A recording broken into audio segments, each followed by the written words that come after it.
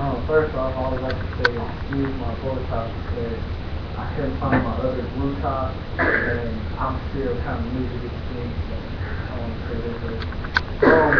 According to Alpha Chapter 1911, Kappa Alpha Nu was founded in a firehouse on the campus of Indiana University. This college fraternity, made up from alumni and undergraduates, does things to make them different from other fraternities around us. I will be talking about the brief history of Kappa Alpha Nu, the different things Kappas are known for, and the Kappa who spoke on behalf of his fraternity. First, Kappa Alpha Nu is made up of 10 founders, who are all students of Indiana University. Old Miss states the name was changed on May 15, 1911 to Kappa Alpha Psi. Elder Washington Biggs, also known as the Dreamer, was the head of the group.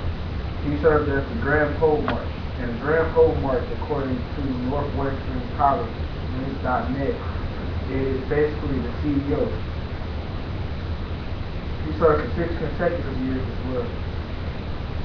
The 9 others are John Milton Lee, Brian K. Armstrong, Guy Lee Grant, who serves on the Grand Board of Directors. This is an elected position. The Grand Board of Directors are responsible for supervising and acting upon the matters of the fraternity between the meetings of the Grand Chapter. Grant is also known for being the fraternity's historian. He kept detailed records and information about the fraternity. Ezar D. Alexander was also on the board of directors.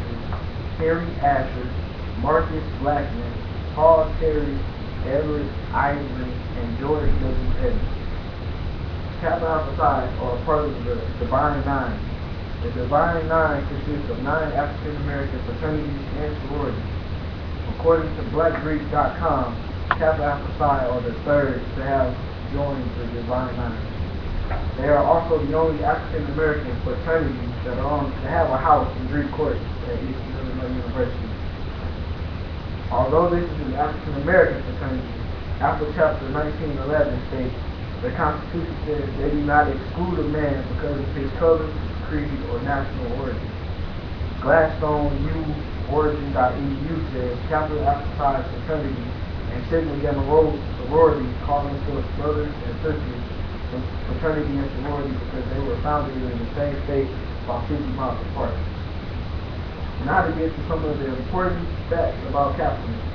The cane, commonly known as the Kappa's cane, was founded with the fraternity itself. It became an official tradition. Kappa men believe it is a sign of true and respected excellence. Quoted from the Kappa's Constitution, Kappa strive to be noble and productive members of their community. The cane started at about 3 feet long, then reduced to 2 feet in 1978 to be used in the step shows. Step shows started in the 1950s with the Divine Nine. Kappas used their canes to tap and twirl throughout the shows.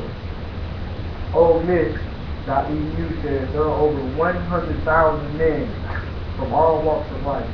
These men have lifelong membership, dedication, purpose of achievement, and friends.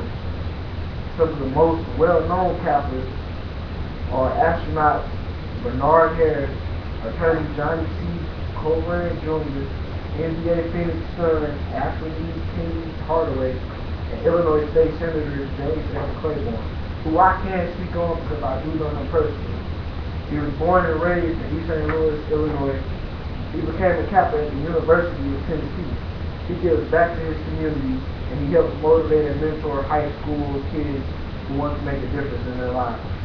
And for an example of that, he took me to his home school. No, he took me to Jackson State, Mississippi, and to get into HBCU. He paid for everything, and he showed us basically what college campus life could be about. Marvin Collins, who I interviewed, has been a member of a Kappa Alpha Psi for about a year now. I asked him how the Kappa Alpha Psi fraternity was different from any other of the Divine Nine. His response was intriguing. He said they instill the words of the achievements in each other. They push each other to their greatest potential. They try their hardest to remain close together, and they remain humble and responsible for their actions. Not many people can say that they remain humble and responsible for their actions. Many people they don't step up for their actions. My next question was how the Kappa Alpha Psi was different from any other frat on this campus. He answered with, they have a bond like no other. He gave me an example. When he has an issue and he feels he cannot talk to anybody, he says he can always go to one of his brothers, his frat brothers. He says he is very picky, but he is highly comfortable with this fraternity. His humbleness shows in this next quote. He says, I cannot put any organization down because we are all college men aiming for high goals. My next question was, how is Kappa Alpha Psi seen countrywide? He says, we are the most prestigious African American frat. For those who don't know, frat stands for fraternity. They give back to their communities and hospitals. He also says that they may throw parties, but the money that is made from that party is spent and invested on things for this campus and for the people who are less fortunate. I asked him, what are some of the volunteer services that Kappa Alpha Psi do? He says, from a volunteer standpoint, they do diving for St. Jude, which is the dodgeball tournament, and the profits all go to St. Jude. He says the Kappas League, they give scholarship money to high school students and mentoring young men, which is sort of like what James Claiborne does for Packed Up Youth. And he says that they have toy drives and other donations.